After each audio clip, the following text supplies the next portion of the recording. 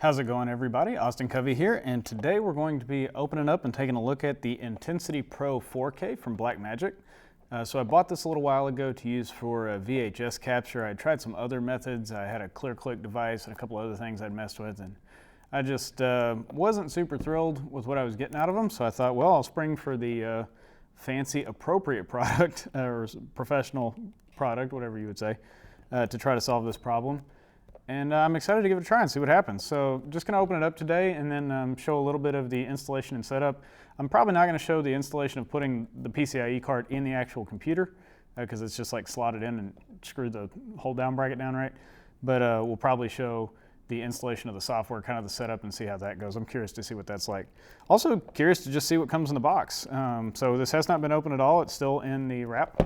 So I'll have to get my handy dandy cutting device, if I can, and see what we can find out here. I will probably later on do a video. Let's not cut ourselves, right?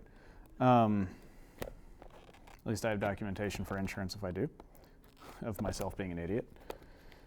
So I will probably do a video later on comparing this to the other VHS capture options that I used, so we can kind of check and see the quality difference between the two, maybe or 3 or 4, however many I've got at this point. I've tried this for a while. But anyway, we'll do a comparison of the quality difference as well as kind of ease of use, quality of life features, that sort of thing.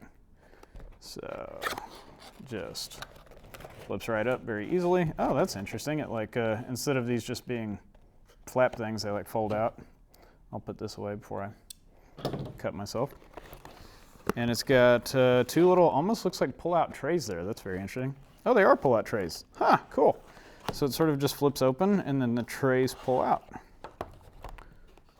Never seen anything packaged quite like that before. The box got a little damaged in shipping, so anyway, you can sort of, I don't know if you can see the 2, there's an upper tray and a lower tray that these slide in and out of. So we'll throw the box over to the side here. Okay, we have our capture device, which is an anti-static packaging. I won't cut that open. It's just the capture card, the same, you know, the same device that's on the box. So that kind of goes as expected. We have a little welcome booklet from Blackmagic. I didn't know if they would include a manual in this or not. You know, so many things these days just have a QR code to an online manual. And this one also says, visit your online manual. So yeah, and there it is, QR code for the online manual. So all right, well, keeping with what has become a tradition in these kind of products, I understand that because they can update the manual and keep it as an up-to-date version as opposed to whatever it was when you printed it, and it does result in less paper. So I get it, but sometimes it is nice to have a paper manual too. I usually go in and download the PDFs of them so I can reference them later.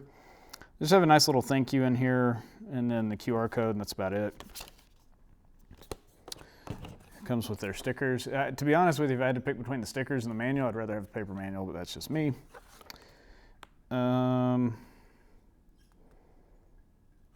Just an ad for DaVinci Resolve. It doesn't appear to be a free license. Some of their products do come with licenses for the Resolve Studio included. This does not appear to be one of those. I didn't think so, but I was surprised to see this. I think it's just an advertisement for Resolve. I love that they point out no monthly subscriptions. Maybe a slight shot at some of their competition there. Alrighty, we'll put that back together.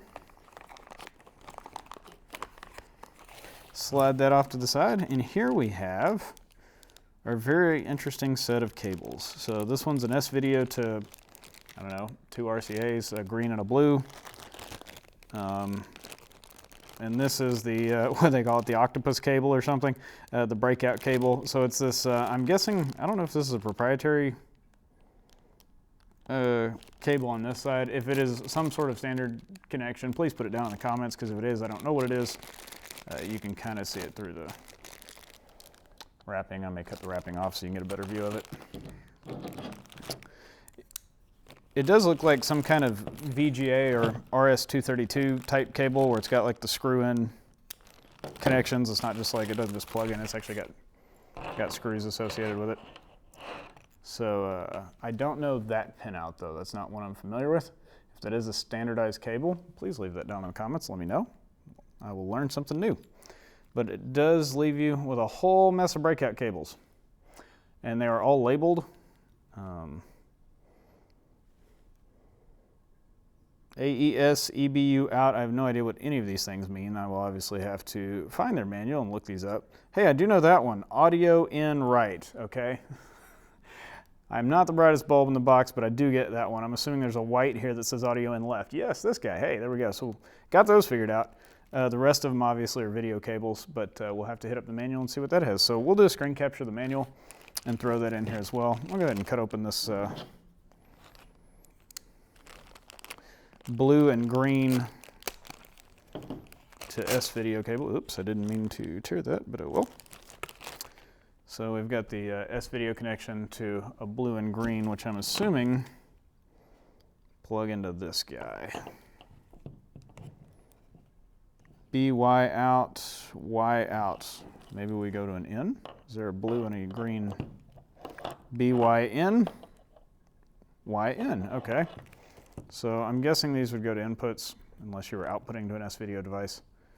But anyway, assume you could S video capture that way. It is interesting that they have both inputs and outputs here, so you can play in and play out, I guess, or maybe you can play in, use it as a converter and play out. I don't know, we'll have to mess around with that and see what the manual says. But anyway, from an open box perspective, that's about it. I was hoping there was a paper manual. Unfortunately, there is not, but I do understand why. So we'll pull up the PDF and screen cap that and put that in here as well following this, and then we'll do the screen capture of the setup, see how it installs, if it's particularly user-friendly or not, and go from there. And then we'll get to capturing video and see how that goes. Future Austin here. So at the beginning of this video, when I shot the intro, I had not done anything with the capture card. When we were doing the open boxing, it was literally the first time I'd opened it and seen it. And so I laid out kind of at that point that the plan was to do the open boxing, then go over the manuals, and then do some basic testing and setup of the capture card. And that ended up being a way bigger problem than I thought it was going to be. So when I finally got done with everything and I cut the video together, it was like a 50-minute long video, and I was like, yeah, it's not going to work. So we're just going to kind of wrap up the open box part of it here, and then there will be probably 2 follow-up videos.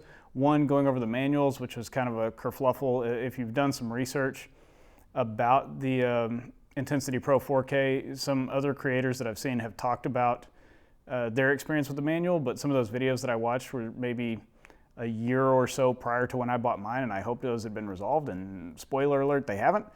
But that video will be coming later, and then I'll do a standalone piece about the sort of setup and usage of the card. And now that I've been able to use it for a little while, I think maybe that part's going to be a little bit better than it was in the beginning, or originally, because originally I had just maybe done like 2 test passes with it, and I was sort of screen capturing in real time when I was messing with it, versus now I've had a chance to run a couple different films through it and kind of have learned a thing or two, positively or negatively. And so I think maybe that'll be there'll be a little bit more information in that than there would have been originally. So anyway, thank y'all for hanging out with us today. I hope you enjoyed the video. If you have any questions or comments, please leave them in the comment section below. And stay on the lookout for the video about the manuals, and then the other video that will be sort of set up in some basic testing. And I'll see y'all then. Thanks.